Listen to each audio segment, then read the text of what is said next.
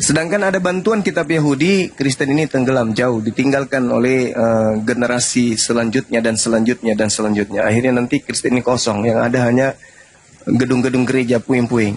Dan Anda harus tahu, teman-teman sekalian, di barat sana, sumber Kristen itu lahir, itu sudah ramai ditinggalkan. Anak-anak muda di sana sudah tidak ingin lagi dibodoh-bodohi dengan konsep yang simsalabim. Sedangkan di Indonesia ini baru menjamur. Kenapa? Karena orang Kristen ini, saudara-saudara kita ini berpikir orang Islam Indonesia ini awam tentang kekristenan. Jadi masih bisa menjual makhluk kuburan untuk menjadi Tuhan bagi orang-orang awam di kalangan Islam. Tapi sekarang umat Islam juga begitu lahirnya Apologet Islam Indonesia. Teman-teman, saya sendiri perkenalkan, saya ketua pembina. Alhamdulillah umat Islam Indonesia itu sudah bisa membedakan mana Tuhan dan mana makhluk yang keluar dari kubur.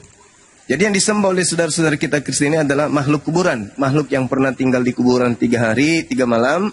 Lalu kemudian disuplai tenaga dari alam gaib, sehingga dia dilantik kemudian menjadi Tuhan bagi angkatan jahat. Ini ucapan Yesus yang terekam oleh wartawan yang ada dalam Bible. Jadi kalau ada penginjil, ya sebenarnya bukan penginjil ya, karena Injil itu kan dari Al-Quran, Nabi Isa alaihissalam. Mereka ini adalah pewarta surat kabar yang ditulis oleh wartawan lepas yang Yesus sendiri tidak kenal. Kalau ada pewarta atau wartawan yang dihasilkan dari agama yang dibawa oleh penjajah ke Nusantara ini, ingin berdiskusi, maka kita cari akarnya dulu. Apa hubungannya Yesus anak Maria dengan Kristen ini, penyembah makhluk kuburan ini? Apa hubungannya? Ini yang harus menjadi tolak ukur. Karena kalau kita biarkan jualan obat, apapun bisa dia jual.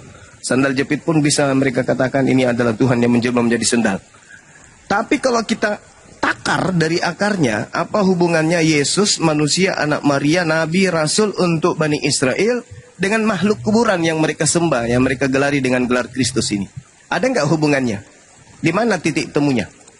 Antara Yesus, anak Maria, dan makhluk kuburan yang keluar dari kubur lantas meminta kepada manusia barat untuk menuhankan dirinya. Titik di mana? Karena kalau Yesus selama 33 tahun, ending ajarannya hanya rasul, dia hanya rasul Tuhan. Tiba-tiba ada makhluk kuburan datang kepada nabi-nabinya, mengajak nabi-nabinya ini untuk memproklamirkan agar dirinya ditembak. Nah, mungkin saudara pewarta ini, si Mace Bandari, dengan hormat kita minta penjelasan apa hubungannya Yesus, ya anak Maria, makhluk yang keluar dari perut ibunya, dengan makhluk yang keluar dari perut bumi, dari kuburan ini. Hubungannya di mana? Titik temunya di mana? Apakah dari konsep ketuhanannya kah?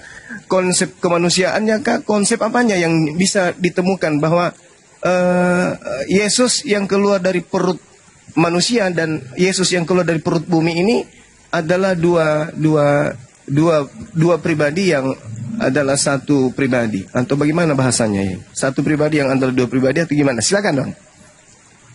Silakan. Oke, baik Bang, terima kasih, puji Tuhan. Dengan apa framing dari Bang Suma ini adalah sebuah penggenapan nubuatan ya, bahwa pada akhirnya para pengejek akan bermunculan. Iya. Oke, terima kasih. Saya mau menjelaskan. Iya.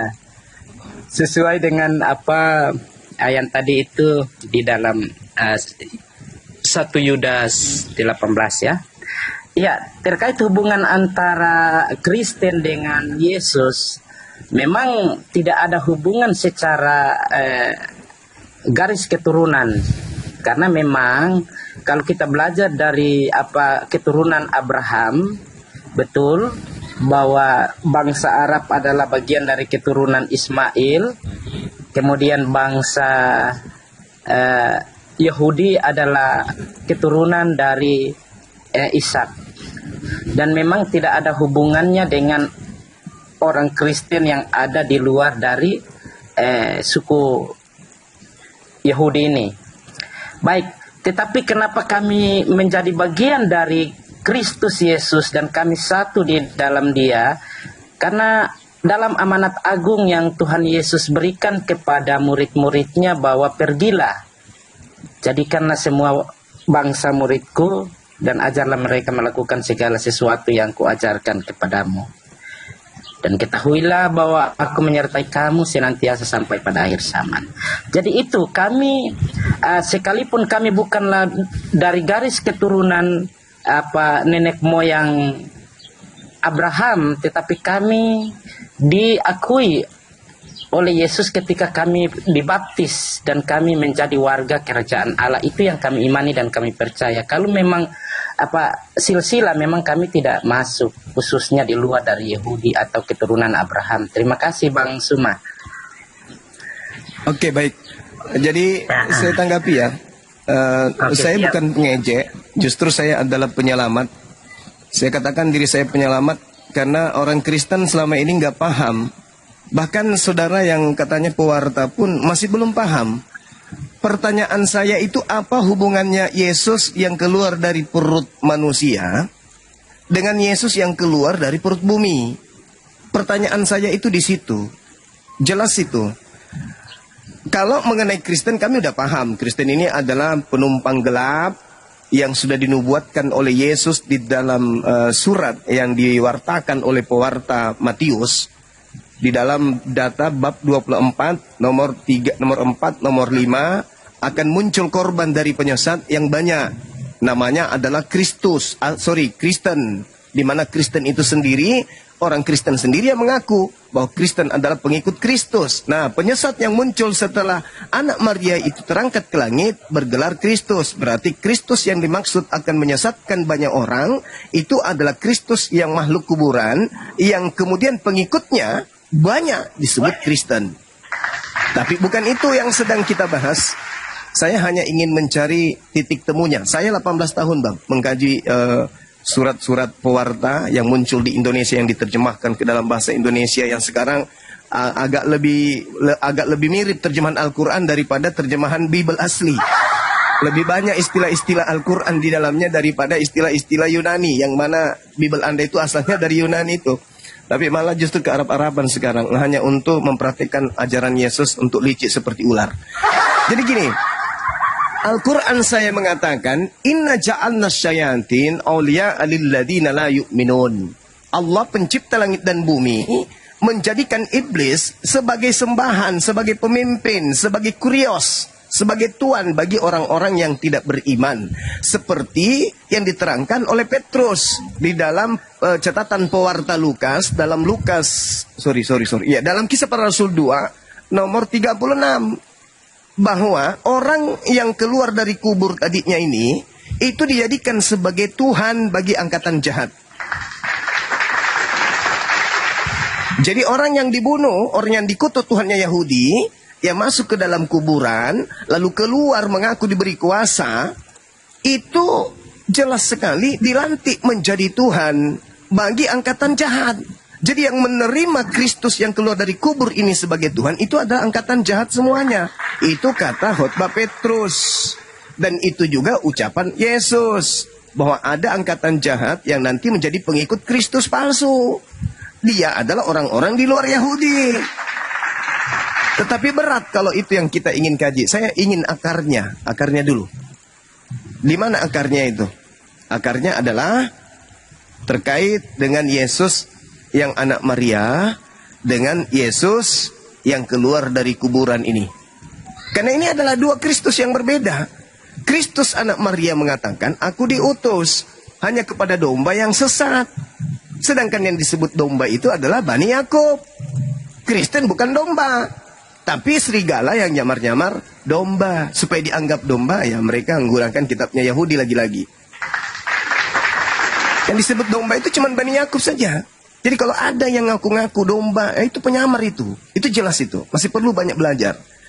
Nah, kemudian Kristus yang keluar dari kubur ini mengatakan kepadaku telah diberi kuasa. Pertanyaannya, siapa yang memberinya kuasa? Sejak kapan Elohim Tuhannya Yahudi memberikan kuasa kepada Yesus? Tidak pernah. Tidak ada dalil di pengajaran Yesus, Bapa yang ada di langit telah memberikan kuasa kepada. Itu nggak ada. Tidak ada kuasa diberikan kepada Yesus selama beliau penginjilan di tengah-tengah Bani Israel. Itu nggak ada. Nah, nanti kuasa itu diakui, telah diberikan kepada si oknum setelah oknum itu keluar dari kubur. Nah, orang yang keluar dari kubur ini adalah makhluk yang dikutuk oleh Tuhannya Yahudi. Sedangkan Yesus anak Maria adalah makhluk yang dikasihi, yang diberkahi oleh Tuhannya Yahudi. Beda.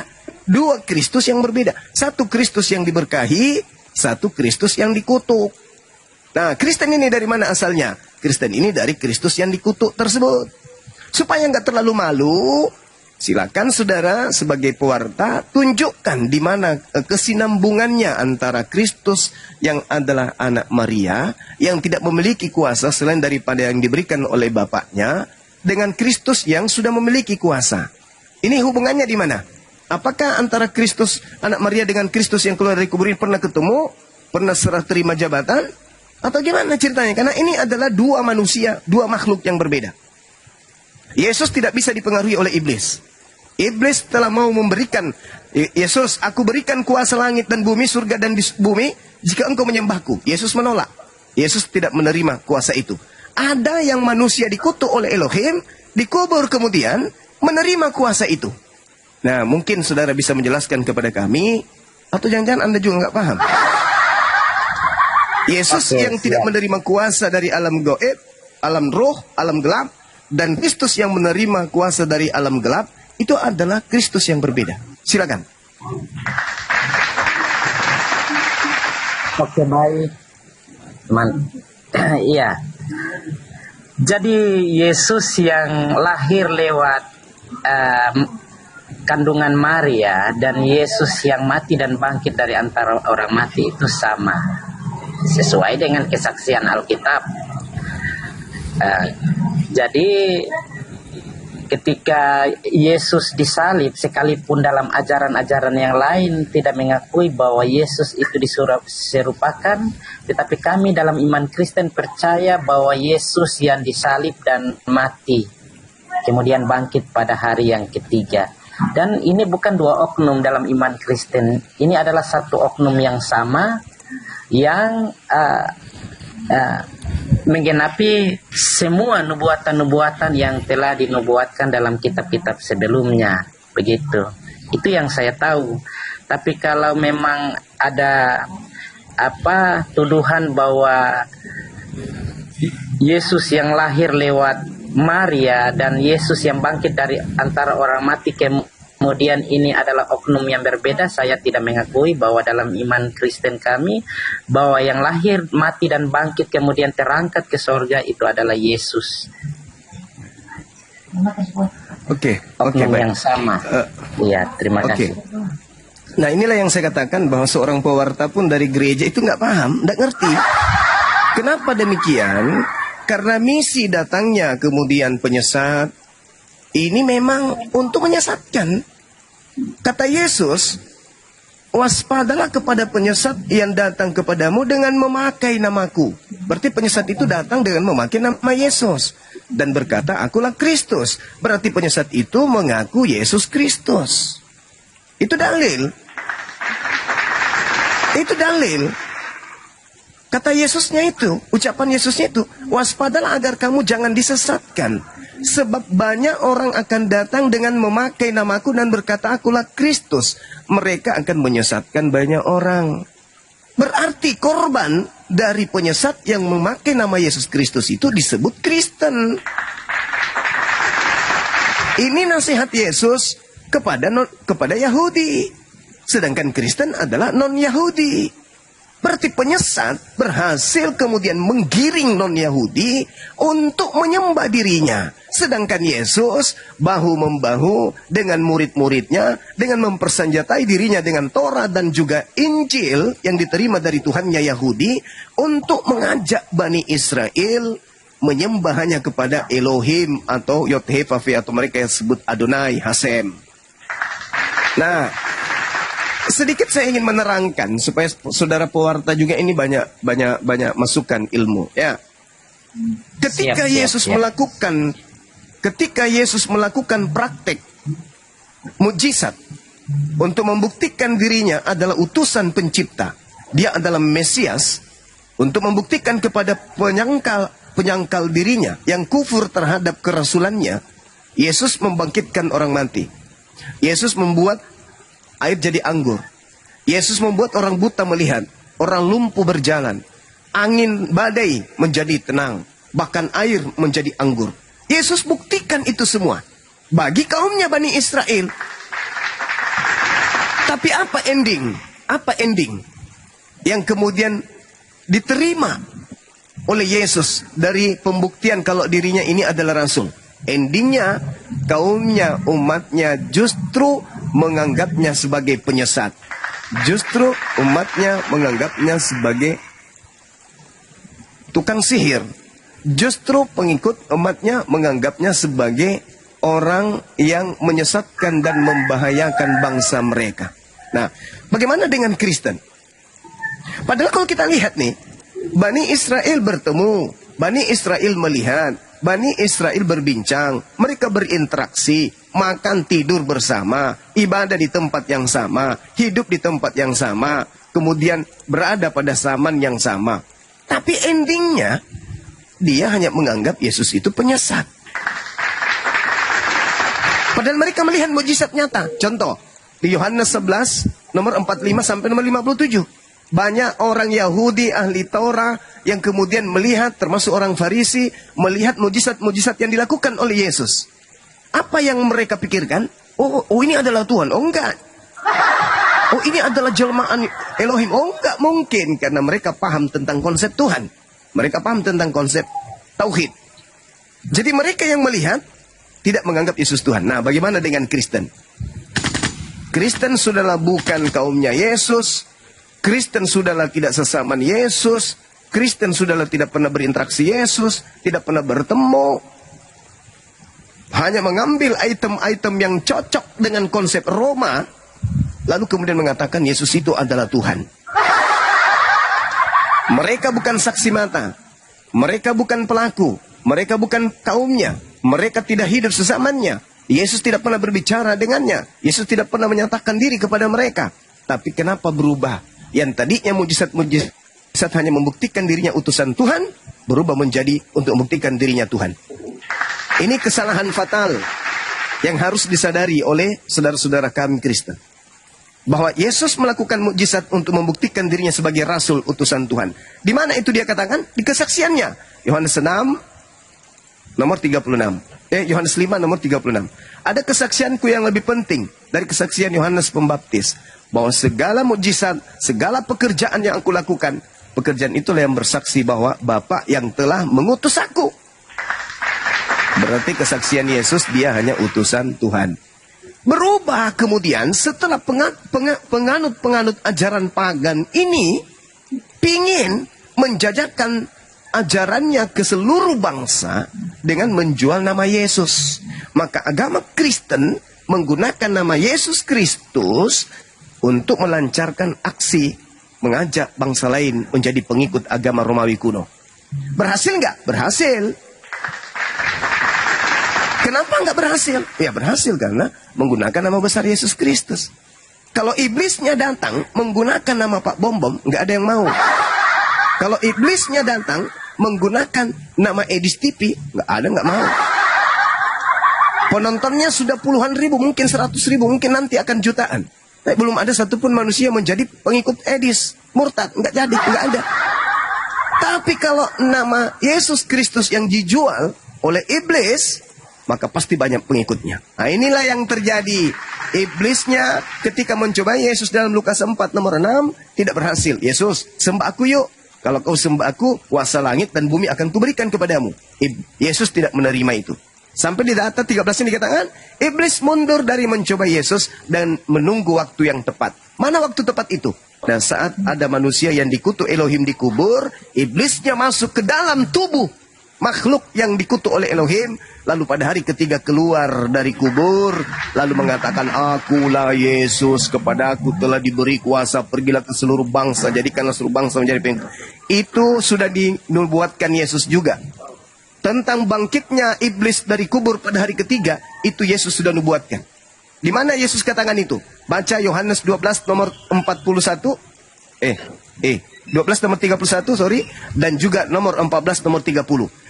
Dan endingnya dari nubuat itu adalah di dalam Matius 12 nomor 38 sampai nomor 40. Angkatan jahat ini minta satu tanda dan tidak akan diberikan satu tanda apapun selain anak manusia akan keluar dari kubur pada hari ketiga. Jadi iblis keluar dari kubur pada hari ketiga itu sudah dinubuatkan oleh Yesus, dan iblisnya ini akan menyesatkan banyak orang dengan memakai nama Yesus. Itu yang terjadi, Bung. Nah, orang Kristen mencoba menggabungkan antara anak Maria yang hanya rasul dengan Kristus yang adalah utusan sibilisisis untuk keluar dari perut kubur untuk menyesatkan banyak orang. Ini yang harus diwaspadai oleh teman-teman Kristen kalau masih bisa. Sekira begitu, silakan. Iya. Mengenai Mesias dan Kristus palsu itu, Bang Suma tadi kan coba ambil dari Matius 24 ya. Iya. Itu berbicara tentang akhir zaman nanti, bahwa Kristus palsu, Mesias palsu akan bermunculan. Sebenarnya yang dimaksudkan di situ pada saat murid-murid Yesus bertanya tentang kedatangan Tuhan Yesus untuk yang kedua kalinya, dan Tuhan Yesus memberikan tanda-tanda itu, misalnya sebagaimana kedatangan anak manusia untuk yang kedua kalinya itu. Tuhan Yesus memberikan contoh akan orang yang datang mengaku sebagai Mesias dan lain sebagainya. Itu berbicara tentang akhir zaman nantinya. Kemudian kami tetap percaya dan meyakini bahwa Yesus yang disalibkan dan bangkit dari antara orang mati itu adalah Yesus sebagai penebus kami.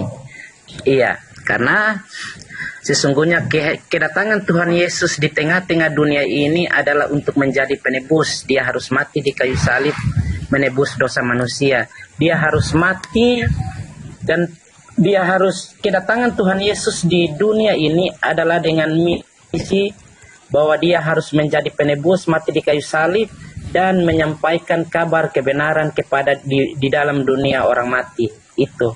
Kemudian dia bangkit dari antara orang mati, itu menandakan bahwa dia mengalahkan maut. Kebangkitan Tuhan Yesus dari antara orang mati itu membuktikan bahwa dia telah mengalahkan maut.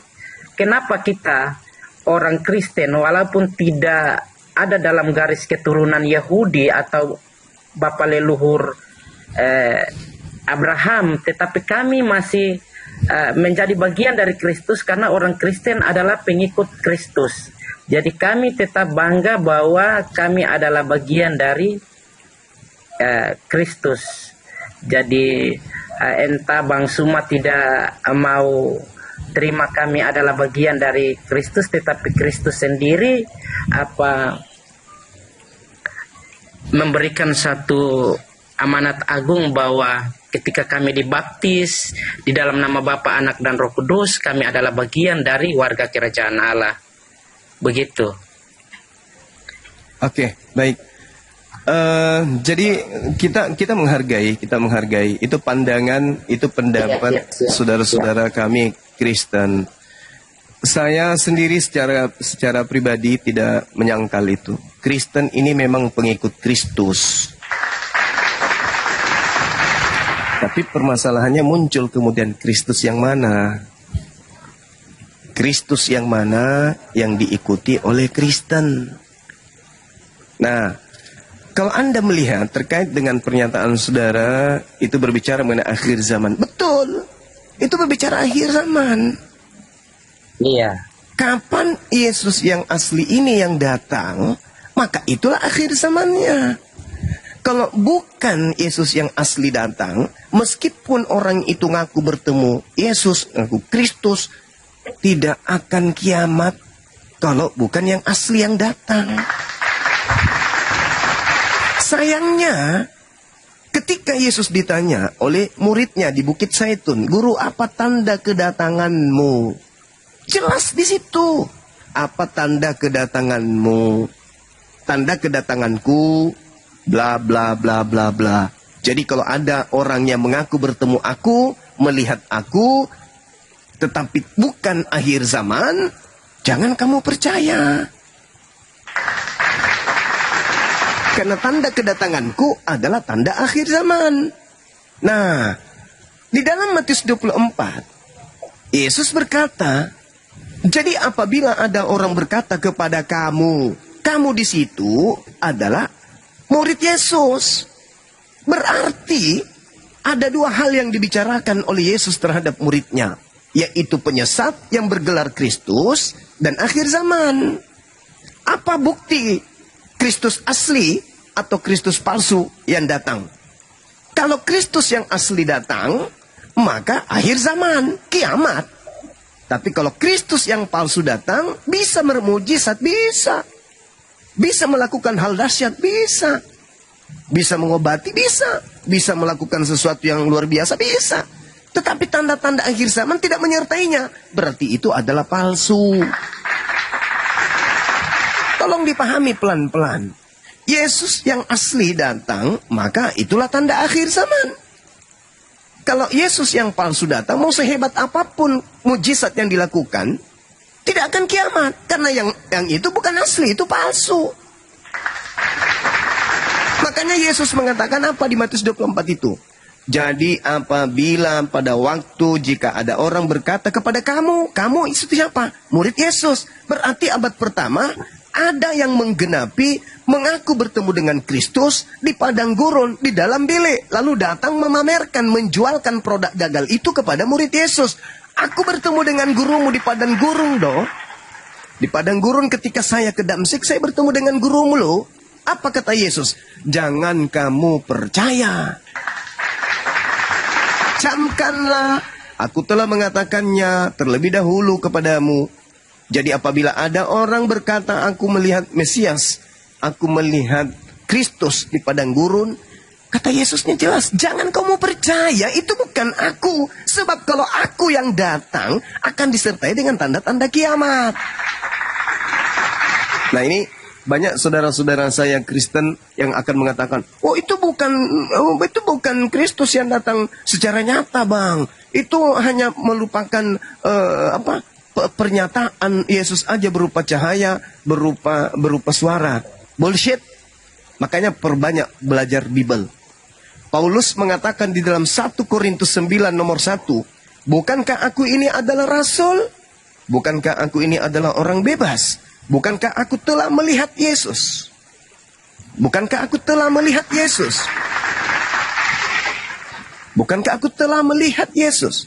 Nubuatannya, apabila ada orang berkata, lihat, ada Mesias di sana, ada Mesias di sini, jangan kamu percaya. Sebab Mesias palsu dan nabi-nabi palsu akan muncul dan mereka akan mengadakan tanda-tanda dahsyat. Sekiranya mungkin menyesatkan orang pilihan. Camkanlah, aku telah mengatakannya terlebih dahulu kepada kamu. Jadi apabila ada orang berkata, lihat, Kristus ada di padang gurun, jangan kamu pergi ke situ. Atau lihat, Kristus ada dalam bilik, jangan kamu percaya. Paulus mengatakan, bukankah aku telah melihat Kristus? Maka jangan percaya. Orang-orang yang bertemu Paulus dan tidak percaya kepada Paulus, mati dalam keadaan Yudaism. Tapi orang-orang yang bertemu dengan Paulus, percaya kepada Paulus, maka mereka akan menjadi Kristen. Kisah Para Rasul 11:26. 1 tahun Paulus bersama dengan mereka di Antioquia, Turki. Di sanalah mula-mula mereka disebut Kristen. Jadi yang percaya kepada Paulus disebut Kristen. Sedangkan yang percaya kepada Yesus disebut Yudaism. Dua pribadi menjadi tokoh dari dua komunitas, Yudaism dan Kristen. Kristen ini dilahirkan dari pengajaran Paulus yang sudah dinubuatkan oleh Yesus. Waspadalah kepada penyesat yang datang kepadamu dengan memakai namaku dan berkata, akulah Kristus.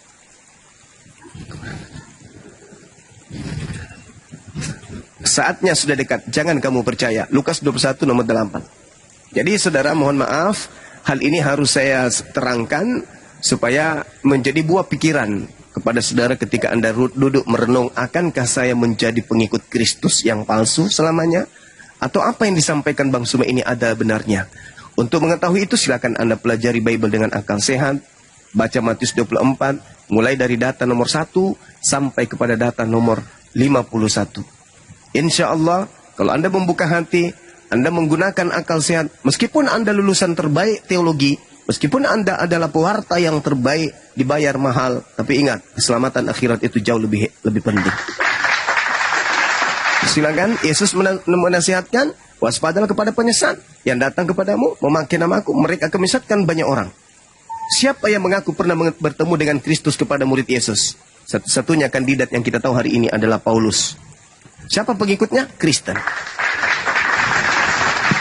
Silakan. Iya, kematian Yesus dari tadi ini kan bahwa ketika bangkit dari antara orang mati, bahwa itu bukanlah Yesus tapi Yesus yang lain. Untuk itu saya tegaskan dalam kesempatan ini bahwa Yesus sudah menyampaikan sebelum dia mati bahwa anak manusia akan diserahkan, akan disiksa, dan dia mati dan akan bangkit pada hari yang ketiga. Dan itu Tuhan Yesus telah sampaikan kepada murid-muridnya. Jadi yang tadi dijelaskan oleh Bang Suma, kalau memang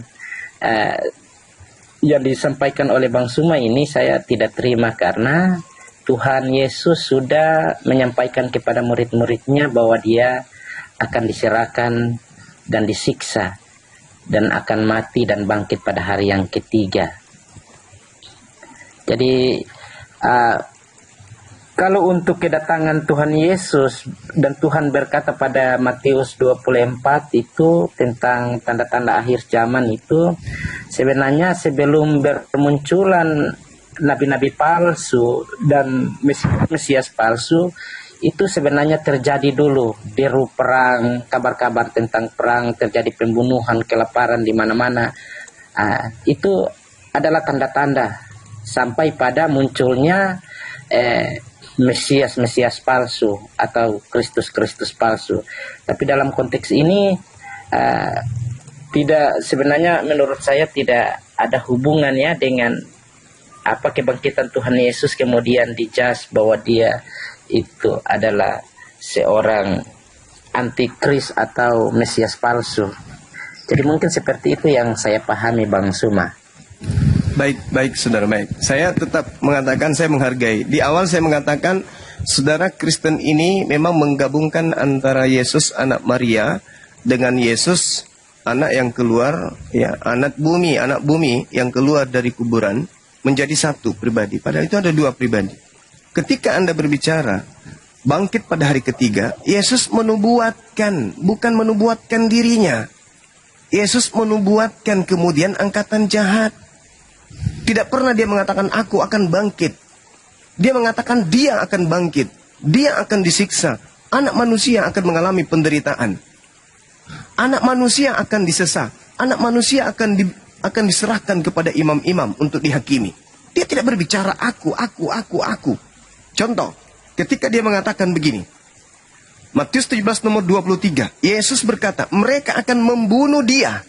Dan dia akan bangkit pada hari ketiga. Matius 20 nomor 18, Yesus berkata, sekarang kita pergi ke Yerusalem, dan anak manusia akan diserahkan kepada imam-imam, dan mereka akan menjatuhi dia hukuman mati.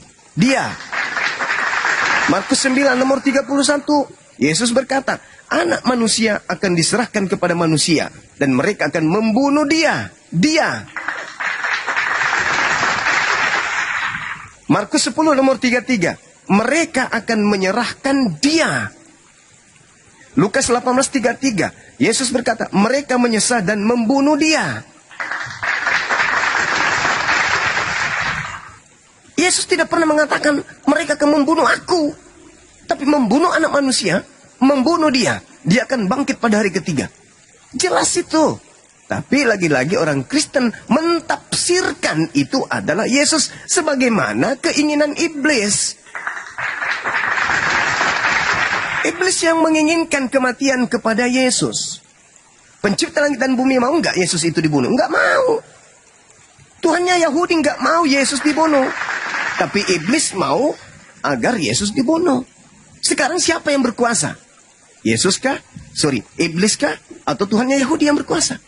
Ketika Yesus ini, yang anak Maria ini digiring untuk dilakukan penangkapan terhadap dirinya, apakah Elohim tinggal diam? Tidak mungkin. Di dalam Keluaran 23 nomor 7 8, apa kata Tuhan di situ? Jangan kau bunuh orang benar, jangan kau bunuh orang yang tidak bersalah, sebab aku Tuhan tidak akan membenarkan orang yang bersalah. Orang bersalah tidak mungkin dibenarkan. Dengan kata lain, orang yang punya dosa tidak mungkin ditebus dosanya dengan menggunakan orang yang benar, kecuali dalil itu dirubah. Bunuhlah orang yang benar dan bunuhlah orang yang tidak berdosa, sebab aku Tuhan akan membenarkan orang yang bersalah. Kecuali dirubah kayak begitu. Tapi kan faktanya tidak. Yesus sendiri mengatakan dalam Lukas 24 nomor 44, apa kata Yesus? Harus tergenapi semua yang tertulis tentang aku di dalam kitab Taurat, termasuk Taurat. Nah, 23 dari Keluaran nomor 7 nomor 8, jangan kau membunuh orang yang benar. Yesus orang benar, jangan kau bunuh. Jangan kau membunuh orang yang tidak bersalah. Yesus tidak bersalah. Apa perintah Tuhan? Jangan kau bunuh. Ketika orang benar dan orang tidak bersalah ini dibunuh, apakah itu menebus dosa? Enggak. Itu adalah membangkitkan dosa karena melanggar firman Tuhan.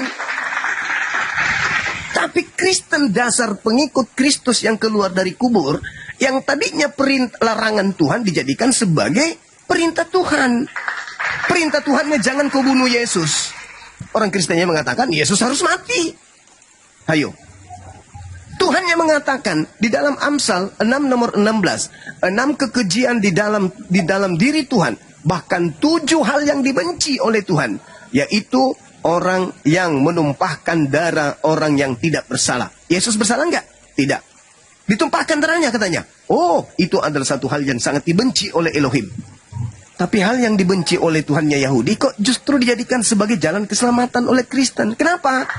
Itulah kenapa Yesus melarang jangan kamu percaya kepada Kristus yang datang mengaku seperti aku. Dia akan menyesatkan banyak orang. Sebab Kristus palsu akan datang melakukan banyak mukjizat sekiranya mungkin menyesatkan banyak orang. Saudara, kalau Anda mengatakan di situ ada deru perang dan bla bla bla dan seterusnya, pahami. Sebelum Yesus Kristus ini dilantik menjadi Tuhan oleh otoritas gereja Katolik, terlebih dahulu Yerusalem, tanah Yudea, tanah Galilea itu diporak-porandakan oleh siapa? Vatikan Romawi, Imperium Romawi. Hancur Yerusalem itu dibuatnya. Orang-orang yang membaca kitab Torah itu dibunuh, dihabiskan. Baca kitab MKB 2 BKW 1. Anda baca di situ bagaimana kemudian otoritas Roma membunuh semua orang-orang yang membaca Taurat. Nah, setelah itu terjadi, barulah aksi daripada pengakuan Paulus bertemu Kristus ini dijadikan sebagai firman entah Tuhan yang mana. Lahirlah 13 buku dijadikan sebagai panduan kekristenan. Lahirlah agama Kristen pertama kali sah di atas muka bumi ini dengan gelar Katolik Vatikan. Itu Kristen yang pertama, Kristen tertua, yang dihasilkan setelah terjadinya deru perang. Sehingga penyesat yang datang itu adalah menggenapi tentang kaitannya angkatan jahat. Sekira begitu, Bung. Lembutkan hati saudara, jangan gengsi terhadap ijazah. Banyak orang yang mengaku punya ijazah, punya pendidikan, pernah sekolah, tapi ternyata palsu. Kalau Anda ijazahnya asli, ya, tapi sayangnya fakultas yang Anda tempati sekolah, bahkan universitas yang Anda lakukan itu tidak memiliki akreditasi, bahkan tidak memiliki validasi dari Yesus itu sendiri. Lebih baik Anda mundur, Anda pelajari Bible dengan tenang, karena sebagai tokoh, Anda sebagai orang yang terpelajar, sebagai pewarta, lah yang memiliki kewajiban menyelamatkan Kristen-Kristen yang lain. Silakan. Iya, begini Bang Suma. Saya kembali mengenai Yesus ini yang disalib. Karena memang kalau saya cuma mau tanya, apakah Bang Suma percaya bahwa Yesus itu disalib atau tidak? Dijawab dulu. Pertanyaan yang sangat baik. Yang disalib itu adalah orang yang dikutuk oleh Elohim. Dalilnya di mana? Galatia 3 nomor 13, rangkaiannya, runutannya benang merahnya ada di Ulangan 21 nomor 22 23. Yang disalib harus memenuhi syarat, dua syaratnya. Yang pertama, pelaku maksiat, pelaku dosa yang sepadan dengan hukuman mati. Yang kedua, orang ini wajib hukumnya jatuh pada predikat dikutuk oleh Tuhannya Yahudi. Dua syarat ini harus terpenuhi, baru disalibkan. Kalau tidak terpenuhi, maka ketika orang itu disalib, maka itu adalah salah sasaran. Yang kedua, menurut hukum Roma, yang disalib ini adalah penjahat nasionalis. Yesus bukan penjahat nasionalis, dan Yesus bukan orang yang dikutuk Elohim. Berarti yang disalib itu adalah bukan Yesus, melainkan orang yang diserupakan. Satu hal, menutup jawaban saya. Anda baca Markus 16 nomor 12. Pengarang Markus, penulis wartawan Markus, kitab Markus, mengatakan, Yesus menampakkan diri dalam rupa yang lain. Pertanyaan saya, dari mana pewarta Markus tahu kalau yang muncul itu adalah Yesus asli, padahal dia sudah dalam bentuk rupa yang lain? Apakah ada Yesus pernah mengatakan, hei Markus, saya Yesus loh, tapi sekarang saya sudah pakai skinkernya Bang Suma, maka rupaku sudah berubah? Ada enggak? Itu tidak pernah terjadi. Demikian juga yang tertulis di kitabnya Lukas, di buku kedua, Kisah Para Rasul 25 nomor 19. Mereka berselisih paham tentang seseorang bernama Yesus Kristus. Ada yang mengatakan sudah mati, tetapi Paulus berkata dia masih hidup. Berselisih paham. Jadi menurut kesimpulan Bang Suma, penyaliban itu terjadi.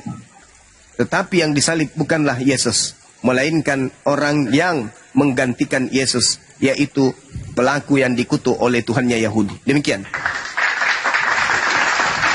Iya, baik. Saya menjawab ya, Bang Suma. Silakan. Iya.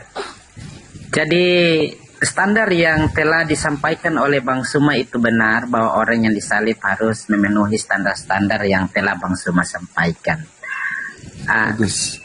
Tapi yang perlu kita ketahui bersama bahwa ketika desakan untuk Yesus disalib, Pilatus ini kan kalau kita lihat sebenarnya dia ada di posisi yang netral. Dan dia sangat sadar betul bahwa Yesus itu tidak pantas untuk disalib karena dia diketahui tidak bersalah.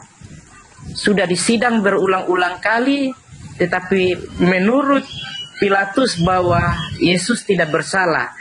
Tetapi yang menyalahkan Yesus dan dipaksa untuk bersalah adalah mereka para Sanhedrin sebenarnya kalau kita ikuti bersama. Jadi sekalipun Pilatus membela Yesus yang tidak bersalah itu menurut hasil penyelidikan dari Pilatus, tetapi ini desakan dari para Sanhedrin entah karena pertimbangan apa dan pada akhirnya Pilatus memutuskan untuk menghukum mati Tuhan Yesus, tetapi dia tidak bertanggung jawab atas penyaliban itu.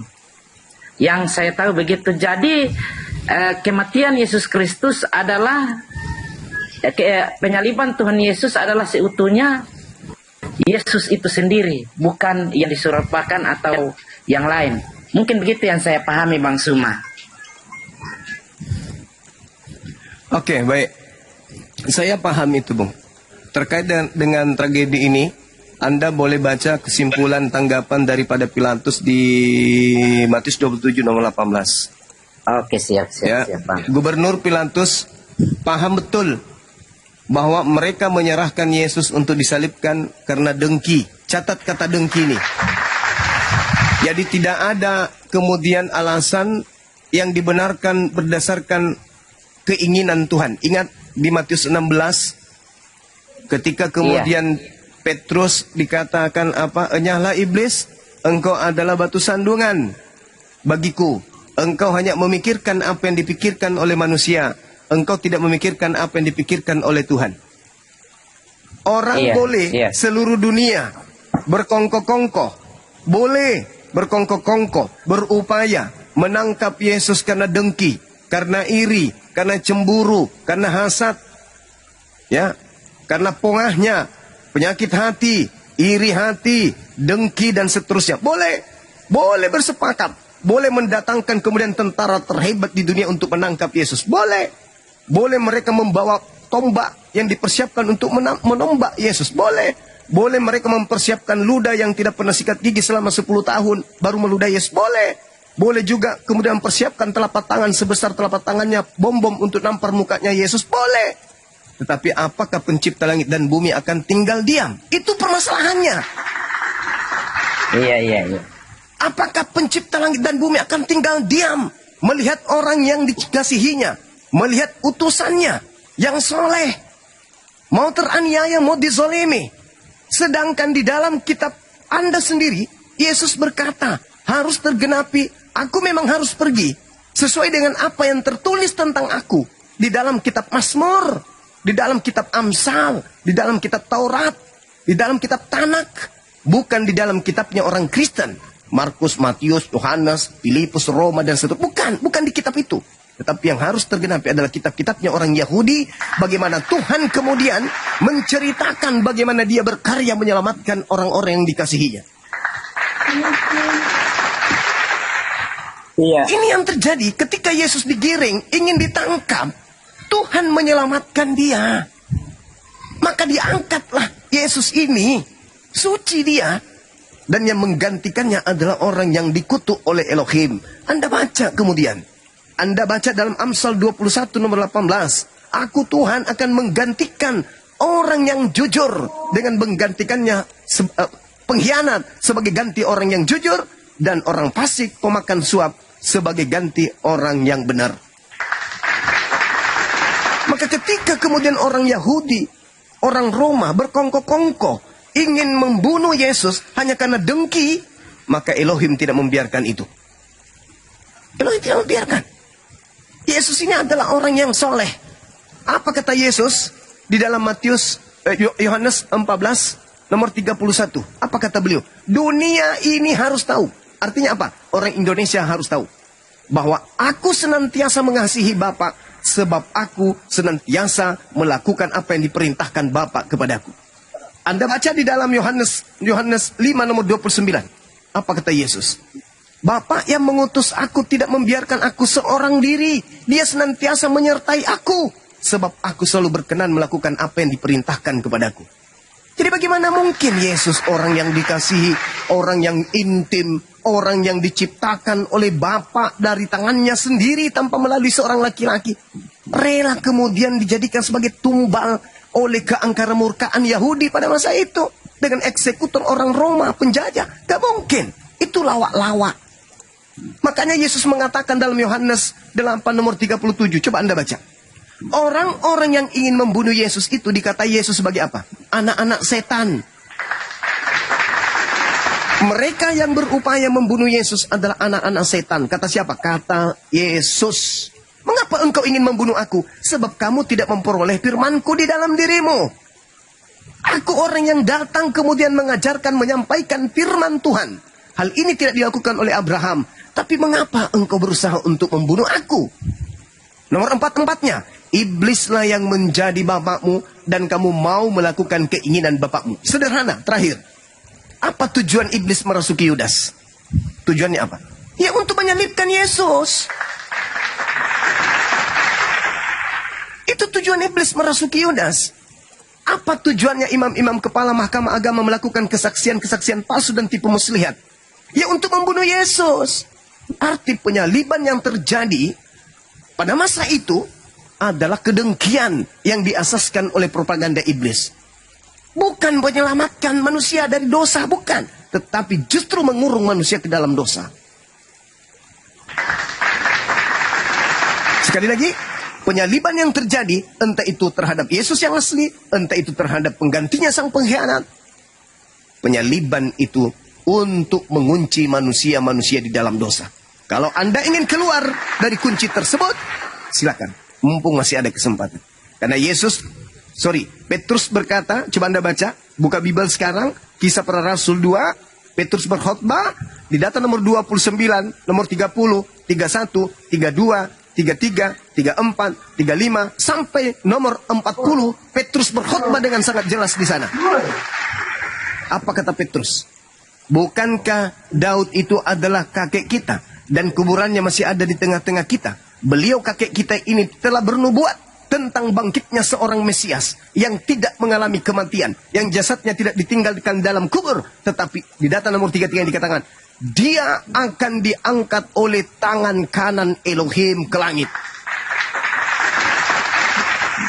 Jadi, kata Petrus, Yesus yang kau salibkan itu, maksudnya Kristus yang kau salibkan itu, maksudnya yang palsu yang telah kau salibkan itu, telah dijadikan menjadi Kristus untuk kalian. Telah dijadikan menjadi Tuhan untuk kalian. Inilah yang dikatakan oleh Al-Quran sebagaimana pembuka tadi yang saya katakan kepada saudara-saudara yang ada di sini. Al-Quran mengatakan, karena mereka ingkar terhadap Rasul-Rasulku, maka apa kata Allah? Inna ja'alna syayatin awliya'a lilladina la yu'minun. Aku menjadikan iblis sebagai pemimpin, sebagai tuan, sebagai sayyid, sebagai rab, sebagai Tuhan bagi orang-orang yang tidak beriman. Maka ketika orang-orang yang menyalibkan Yesus ini tersadarkan, mereka bertanya kepada Petrus, Petrus, apa yang harus kami lakukan? Apa kata Petrus kepada mereka? Nomor 40-nya, bertobatlah dan tinggalkanlah angkatan jahat ini. Angkatan jahat, ketika Yesus ditanya di dalam Matius 12, Guru, apa? Tolong berikan kami tanda. Apa kata Yesus? Angkatan jahat ini minta satu tanda, dan tidak akan diberikan satu tanda apapun selain tanda Yunus. Sebab Yunus 3 hari 3 malam dalam perut ikan, demikian juga anak manusia akan berada di perut bumi, 3 hari 3 malam. Artinya, kebangkitan hari ketiga itu adalah tanda untuk angkatan jahat. Menurut Yesus, menurut Petrus, kebangkitan hari ketiga juga itu adalah angkatan jahat. Menurut Yahudi, apakah kebangkitan hari ketiga itu kebangkitan Tuhan dari dalam kubur? Tidak. Itu untuk akan dijadikan sebuah lelucon oleh orang-orang Yahudi. Menurut Islam, apakah kebangkitan hari ketiga itu adalah simbol keselamatan? Tidak. Menurut Kristen, apakah kebangkitan hari ketiga itu adalah keselamatan? Ya. Berarti angkatan jahatnya diwariskan kepada Kristen. Silakan Anda renungkan. Saya hanya meluruskan apa yang ada di dalam Bible. Silakan.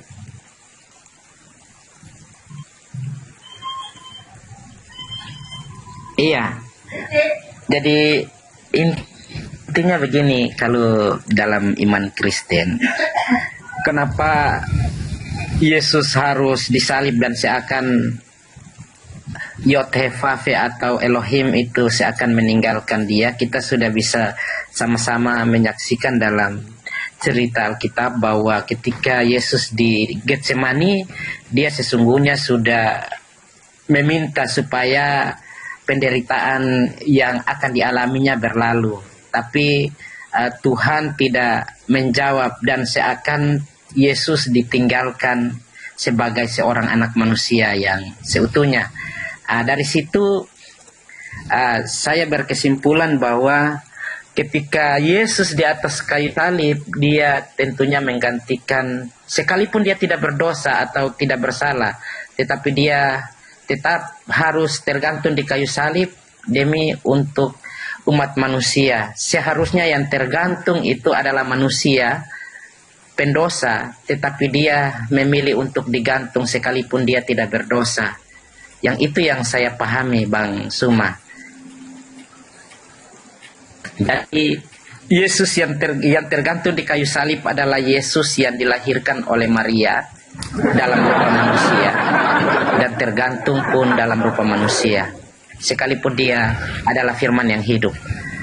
Mungkin sebatas itu yang mau saya sampaikan terkait dengan Yesus yang tersalib dan mati, kemudian bangkit dari antara orang mati. Oke, baik. Saya dari sesi pertama kita pertemuan ini, saya ingin tahu dari saudara sebagai pewarta, apa yang Anda pahami pada saat Yesusnya kemudian berkata di dalam kitab saudara sendiri di Yohanes 12 nomor 31. Apa yang Anda pahami di sana? Ketika Yesus berkata bahwasanya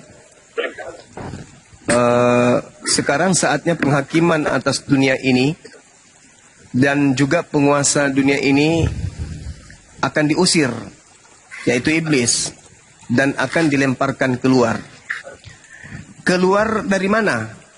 Kalau saya pahami saudara, keluar dari kubur. Karena ini nubuatan. Sekarang berlangsung penghakiman atas dunia ini.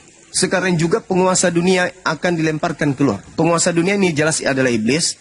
Iblis ini dilemparkan dari mana? Bukankah kasus pelemparan iblis sudah terjadi zaman Adam? Ketika iblis dilemparkan dari Gan Eden. Iblis dilemparkan keluar. Nah sekarang terjadi lagi pelemparan. Pelemparan kemana? Iblis ini dilemparkan dari mana? Kalau saya memahami, iblisnya dilemparkan keluar dari kubur. Karena Yesus mengatakan dalam Yohanes 6 nomor 70. Nomor 70. Bukankah aku yang memilih engkau yang 12? Dan satu di antaramu adalah iblis. Iblis yang dimaksud di sini adalah Yudas. Kalau yang disalib ini ternyata orang yang dikutuk oleh Elohim, dan syaratnya yang tadi kita sepakat 2, maka yang memenuhi syarat itu adalah Yudas. Berarti tanggalkan dulu Yesus karena tidak memenuhi syarat. Kita pakai Yudas. Apakah Yudas ini memenuhi syarat untuk disalib? Memenuhi syarat. Yang pertama, dia pengkhianat. Yang kedua, dia memenuhi syarat. Di dalam Ulangan 27 nomor 25, terkutuklah orang yang makan suap untuk ya. Bang, saya jawab dulu yang dulu. tadi yang dibuang keluar ya. Oke. Oke, siap. Iya, silakan. Oh, silakan. Iya, yang dimaksudkan dibuang keluar karena pada saat manusia berdosa di Taman Eden, ini dari pemahaman saya, dari sisi pemahaman kekristenan saya ya, bahwa ketika manusia berdosa, mereka itu sepenuhnya manusia itu dalam kuasa dosa. Dalam kuasa dosa berarti mereka ada di dalam genggaman setan atau iblis, tapi disertai oleh Tuhan juga. Yang dimaksudkan oleh dibuang itu berarti iblis itu dibuang dari kekuasaannya kepada manusia pada saat itu. Jadi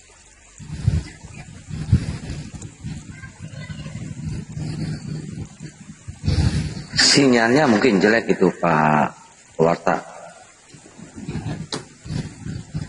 Panose sinyalnya. Lagi di gunung. Oh. Iya, dia gerejanya di pedalaman dia. Ban David ini so tahu di gunung pula.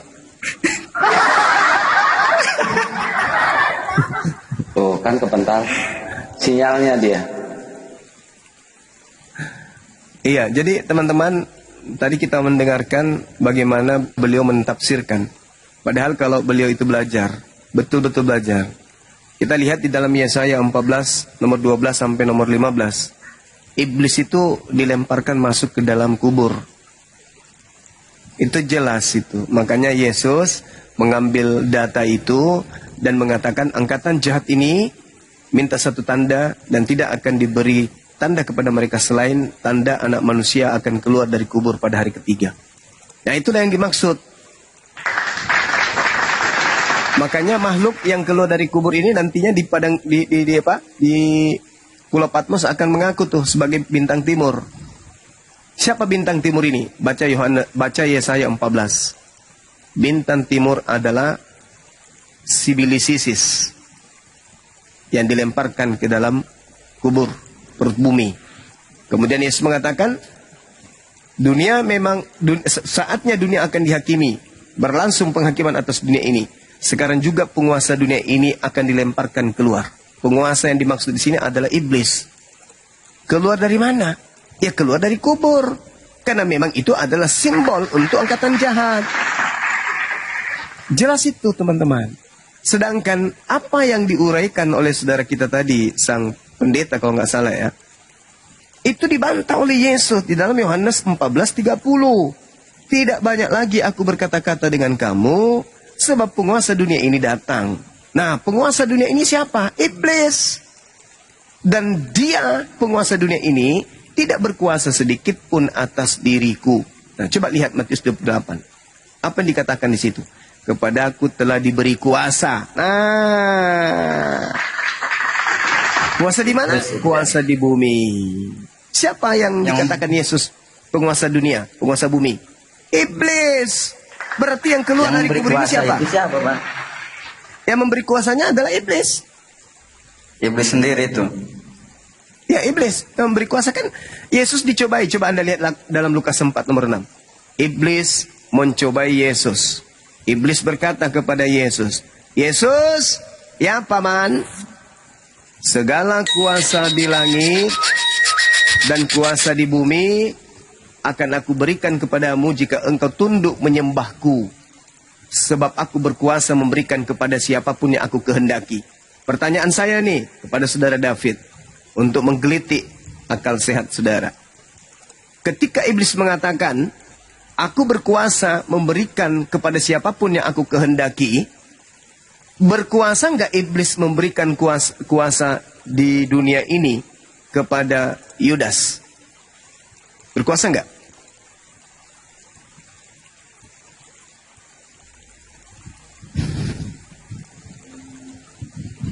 Bang David.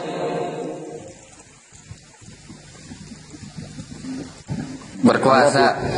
Berkuasa. Berkuasa. Makanya Yesus mengatakan, tidak banyak lagi aku berkata-kata dengan kamu. Berarti Yesus ini tidak banyak lagi berhubungan dengan muridnya. Berarti yang berhubungan setelah itu bukan Yesus lagi.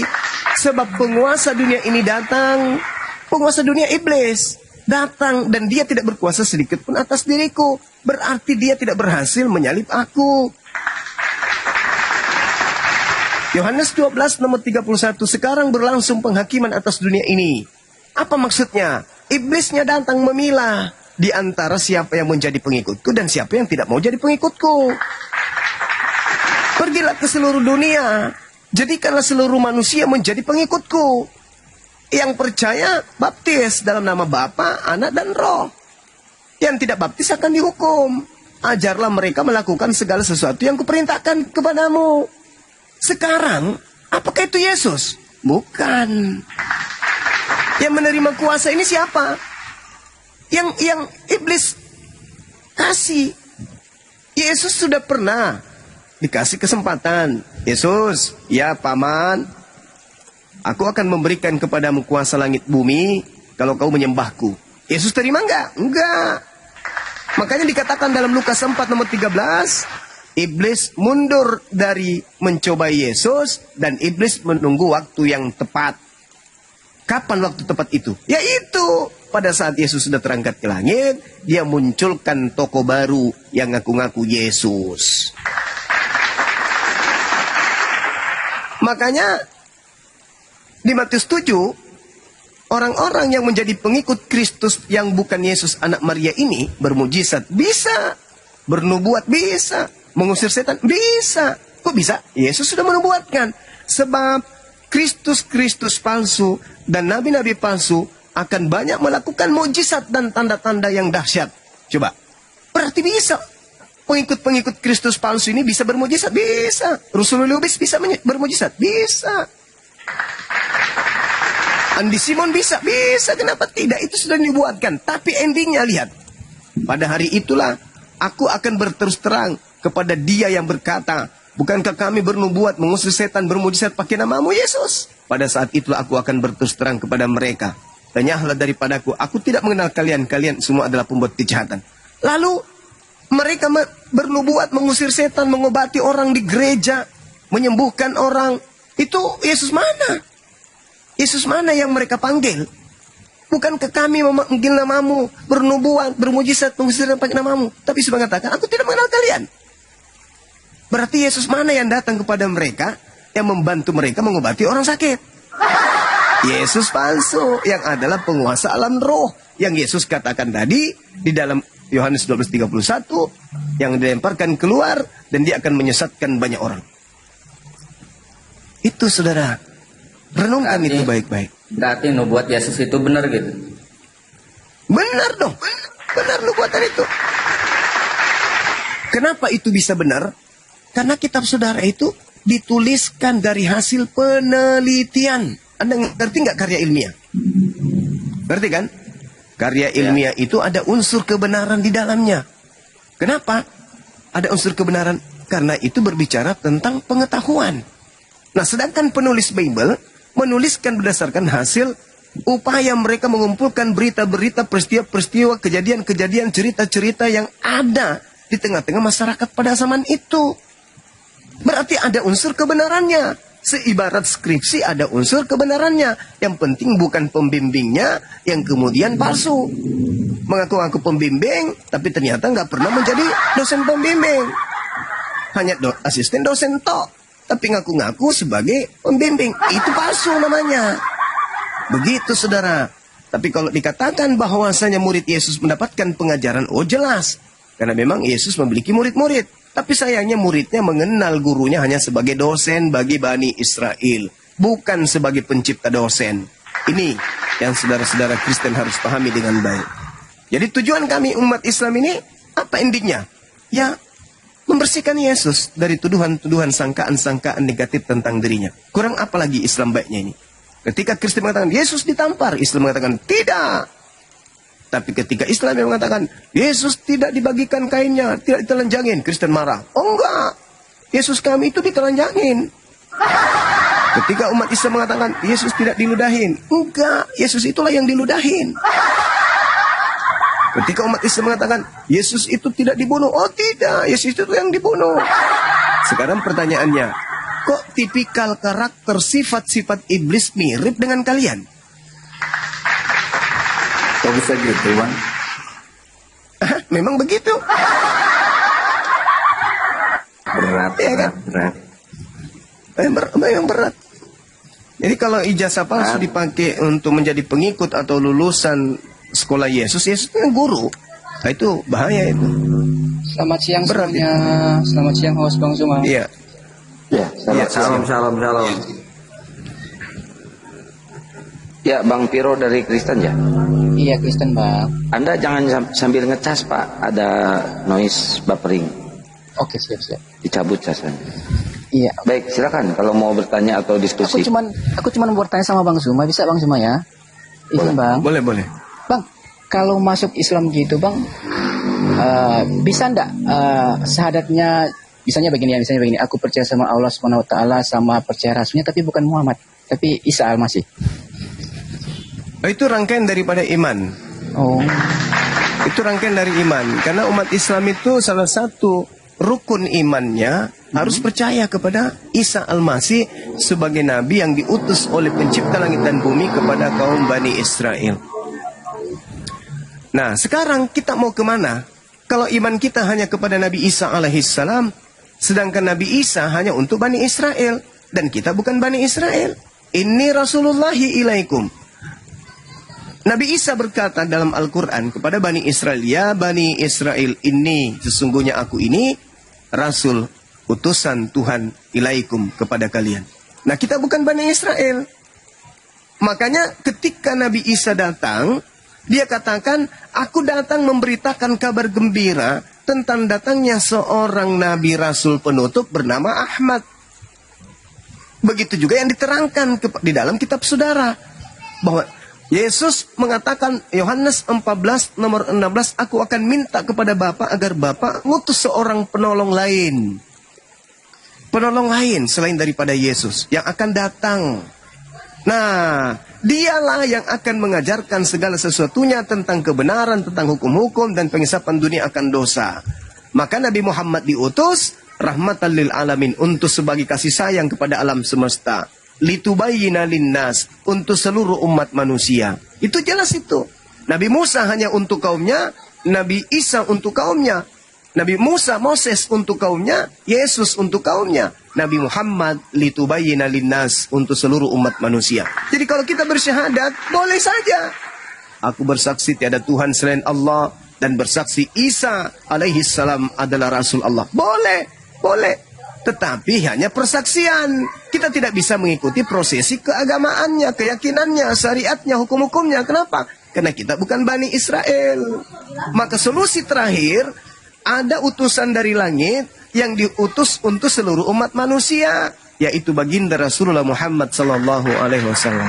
Maka ketika orang-orang Kristen masuk ke dalam barisan pengikut Nabi Muhammad, maka dengan otomatis dia menjadi pengikut Yesus Kristus, otomatis menjadi pengikut Nabi Musa, otomatis menjadi pengikut Nabi Harun, Abraham, Isa, Yakub dan seluruh nabi-nabi. Itu kenapa di Islam wajib hukumnya beriman kepada nabi-nabi tersebut. Di Islam wajib beriman kepada kitab-kitab tersebut. Sambil beriman kepada kitab-kitab tersebut, umat Islam mempraktekkan pola keislaman, yaitu syahadatain, bersaksi tiada Tuhan selain Allah, dan bersaksi bahwa Nabi Muhammad diutus untuk mengajarkan manusia menghargai nabi-nabi yang datang sebelum dirinya. Makanya di Al-Quran itu tidak ada nabi tercela. Semuanya dimuliakan nabi itu. Berbeda di Kristen. Seluruh nabi-nabi Yahudi itu ada cerita-cerita negatifnya. Daud, Lut, Harun, semua dicerita-cerita jelek. Termasuk Kristus Yesus. Hancur dibuatnya. Kenapa? Karena sejatinya mereka hanya penumpang gelap. Mereka hanya numpang tenar menggunakan nama-nama